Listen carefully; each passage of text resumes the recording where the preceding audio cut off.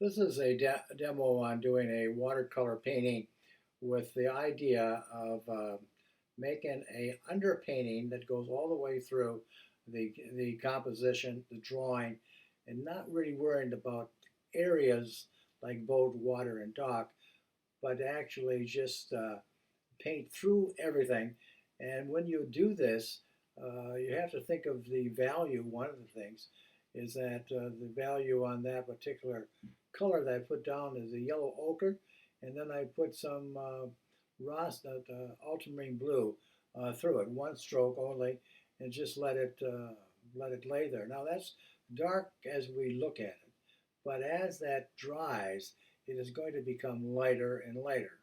And so you have to think about that when you are doing this particular type of painting. Now I'm going to look and see if I can drag a shape down from the building, down through the dock and down through the water. What's sort of a kind of a grayish green color. That was the two colors, yellow ochre and ultramarine blue. And then I put some way down there that was darker, and and so that's going to work out well because that's going to dry lighter also when it dries. Now, as you look where the light is the design of the entire painting. So I'm going to sort of take out that boat. I don't want that boat to be that bright as it is in the photograph. And so I put in burnt sienna. And as I look at that, I'm going to start modeling with a damp brush, pulling off some of the values so that I can get somewhere where I want it to be lighter. And so that's what I'm doing here. Now I'll put in some blue on that particular side of the boat, and it's all wet into wet. So obviously you have less water in your brush and more paint when you're doing it. As a matter of fact, sometimes I'll rub my brush on a Kleenex so that I take most of the water and color out, and what I have left will be okay. Now I thought I could lighten that up just a little bit more with a damp brush to get some lighter, and then I rubbed it up so I can have some of that white go up towards the horizon line.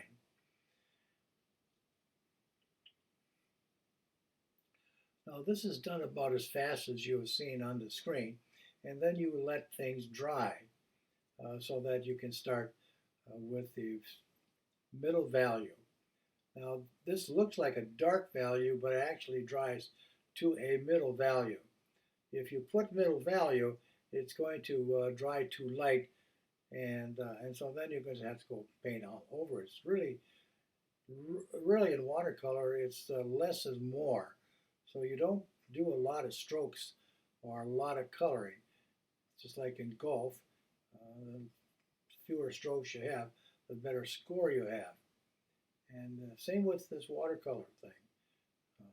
I've looking at this now and say, okay, how can I block all that in that area without too many strokes? And so I think of a big shapes. Now I'm going to go around.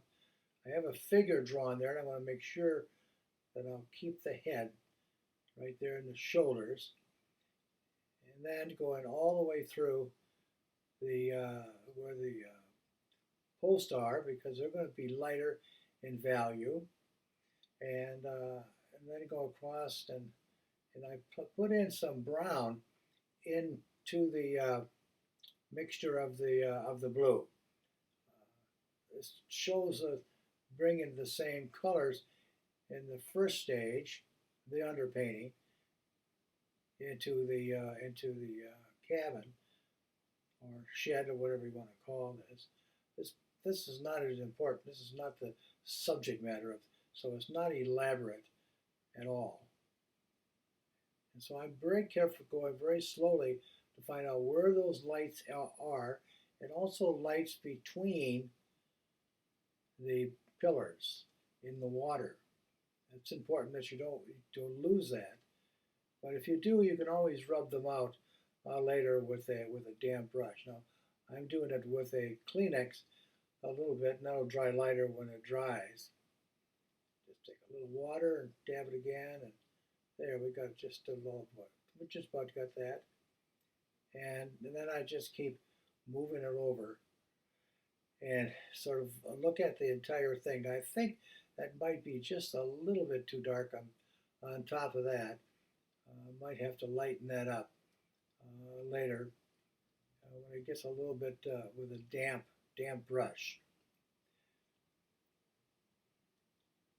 Now I'm using sort of a light middle value, just sort of planning where the posts are, where they're light, and then of course they fade into a dark reflection rather, into the water.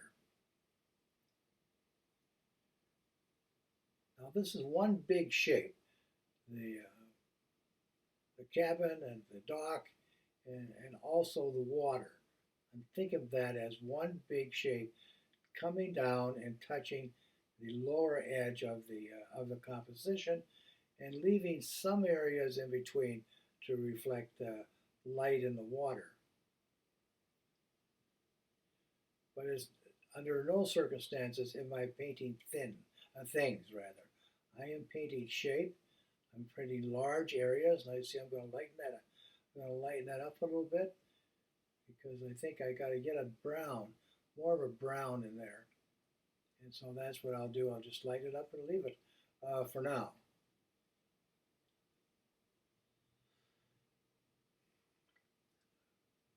Now, as you look at it, you can see the blue sky in the back that I put on. It was really dark. Now you can see it's getting lighter. Now I'm going to paint over the boat.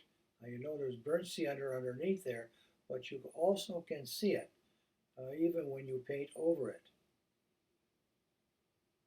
And that's intentional, so that the boat is not a complete one value, but it's a lighter to a darker value as it goes from right to left. And I'm going to sharpen the edges where the edge of the boat is. And then there is foliage way in the back, trees. And so I'm going to paint that sort of a yellow-green. That's Hooker's green, Meridian green rather, with yellow, cadmium yellow in it, and a little bit of brown. And then, as it still is wet, I'm going to dab in with a darker green, possibly with a little bit of ultramarine blue mixed in with that green. But now you can see that I have got a variety of values in green going from left to right. I look at the sunlight being towards the right behind the building. Carefully, as I paint down to the water line, there's a water line, a horizon line right behind, taking off some of the white area that is, excuse me, that is there. Now, with that large shape that's up there, you can see how that's tied that whole thing in to the boat. And I also on the not the boat but the cabin. On the cabin, I've went and put in some brown in there while it was still wet, so it's not a pure white. So you can see how much lighter it is at that particular point. Now the reflection of these trees are coming down here, and in between that reflection is water. And I want to keep that because I think it's very important that that be part of the composition, so the white will travel all the way up to that area. Now you can notice that the reflection in the water on the left, it's got just all one gray, and that's okay because you can put other colors within that as that dries. You know, so I'd like to have put in a little bit more brown on that as I did it, but I can still do it. Now what I'm going to do is I'm going to put in some brown burnt sienna to give some warmth to the pillars, that the pilings, or whatever you want to call it. And now I'm going to add my darks. Now, adding the darks the painting starts to sing. That's when the painting comes alive.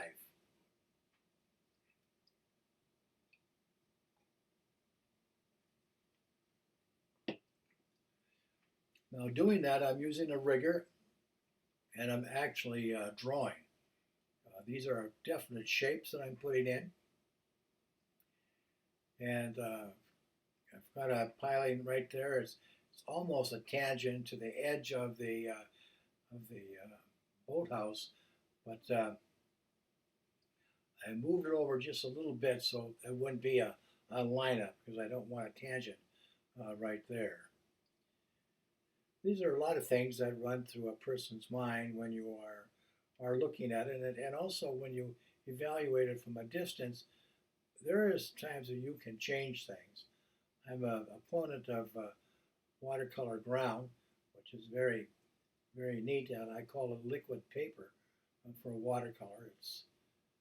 You can cover anything up, and then paint over it, and it'll act as if it was never painted in the first place. See, so we have a little crutch there that can help us along.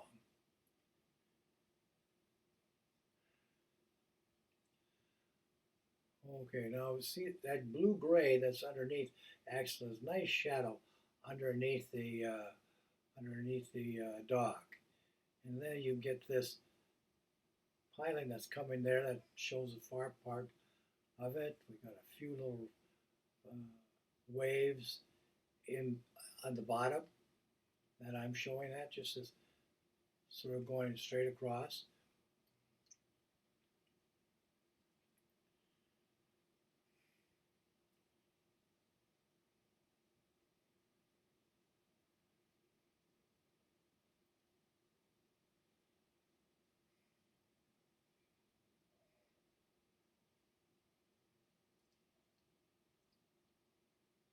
I have a shadow on one side, and then I'm going to put burnt sienna on that after that dries. So these little shadows are just marks, actually. They're just marks, and they should be just marks. I mean, sometimes we want to paint something that's recognizable, and it becomes overworked. And broken line is better than a solid line. So I keep that in mind as I'm painting, because the eye and the mind joins these things together. And we don't have to do it for the viewer.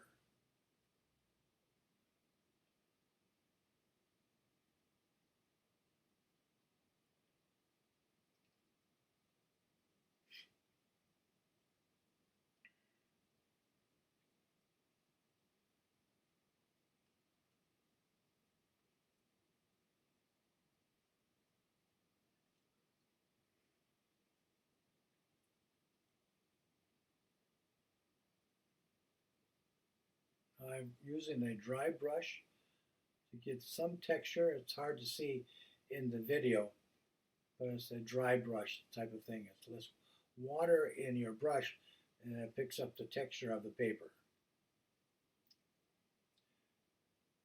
Now, I'm really amazed when you can just put a head in flesh color and arms, and it is a figure. And then I put a dark background around the figure so you can see it. But I don't want you to see it that's so bright or clear that it takes away from the boat. Now here's where I'm using a glaze. I've started with a brown, and now I'm using a ultramarine blue to glaze over that boat. Now if you notice that you do have a warm color at one end and a too cool color at the other, and put a little window there, and you can start to see that it's starting to speak to us as a scene.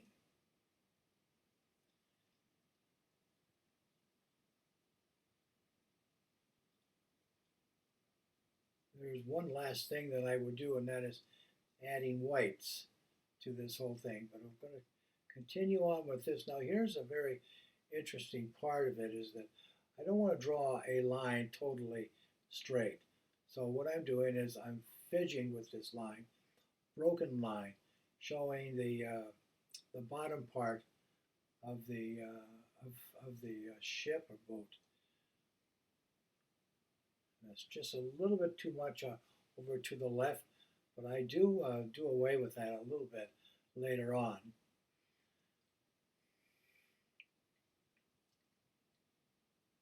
You can take your brush and you can rub on the side of it, and then you can kind of blend that into the boat itself.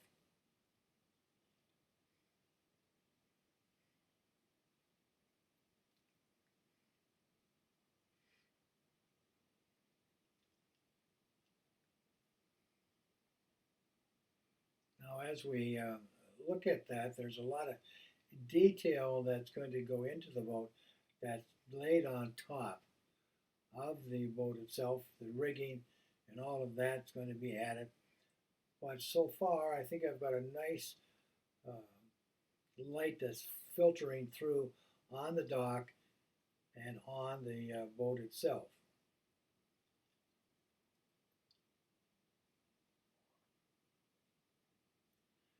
This is turquoise blue that I'm going to put in. And I should get just a little bit darker.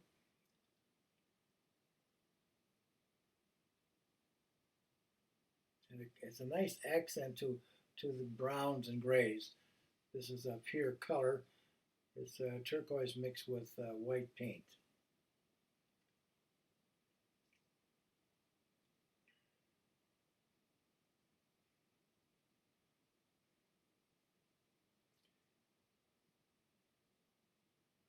Just a little bit turquoise up there.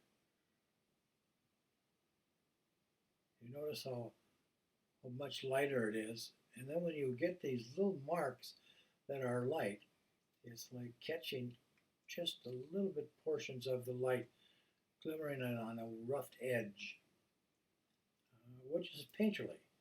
It's not something that is done graphically. You want to have your edges, lost and found edges, and also soft and hard edges along. Now notice how the white is playing a very big important role here in the contrast between the boat, the upper portion of the painting, and the lower portion of the painting. Now we're going to put in some darker rigging. And these are nets. So you don't really do a net. What you do is you sort of paint what you see in the photograph, not what you know. And so in the photograph, I see that. I got to get it just a little bit darker so that you can see it a little bit more clearly. The mask or the pole that's holding it on, that would be, I don't think they call it a pole, but anyway. So you can see how that is dark. And then we've got another little one right next to it. Don't have to delineate it too much. Don't want it to be too much of spelling it out. I always like to say I want to indicate, not duplicate. And so I think I've indicated that enough so you can see what it is.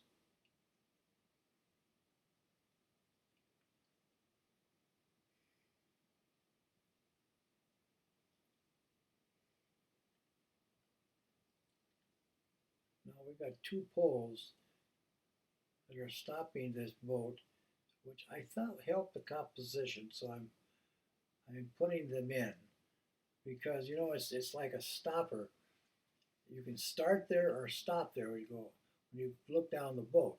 It's like a explanation mark in a sentence. So I'm going to darken that just a little bit more.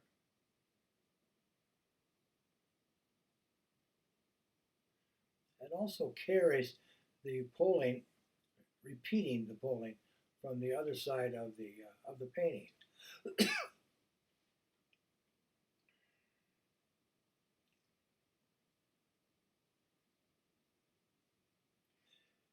Now here's where you can get a little bit carried away with all the little detail that you can put in there. But it needs a little bit more than what it has. But if you do too much, then you've spoiled it for the viewer, because the viewer would like to add things themselves. So I'm analyzing that. I think I could put a little bit of a shadow coming across there.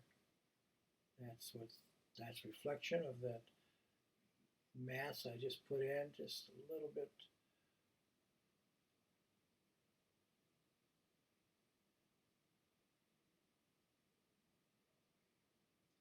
Also gives a point of where you can see now the shadow.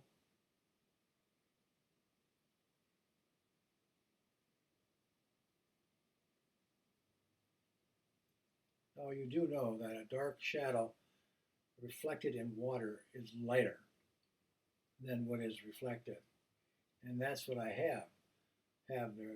The boat is darker than the reflection in the water.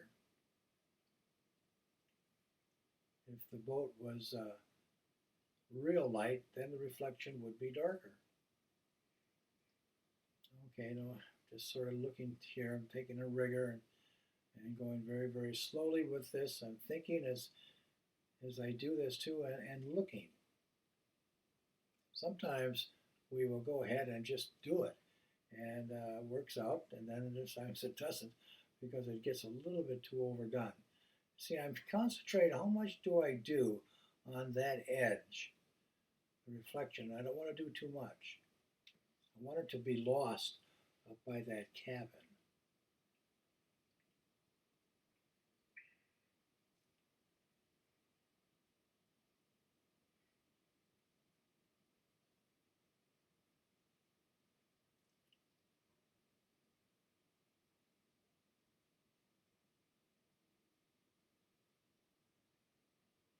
So a little bit of a dark right there at the end.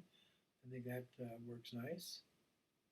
It's a broken line, and I'm going to go underneath that blue, so you'll see it just a little bit better. Little darks on the top of the windows.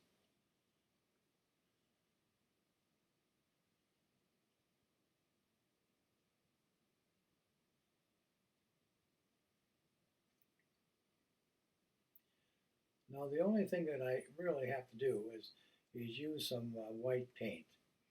And so I'm using white paint as highlights. And you're not going to see me use it because I didn't tape it. But here's what it looks like when I put the white paint. This is an acrylic white paint done with a rigger. And did it around the figure and around the pilings and wherever I thought it needed more white, in between the pilings and so forth. Well, thank you for watching. I hope you enjoyed it.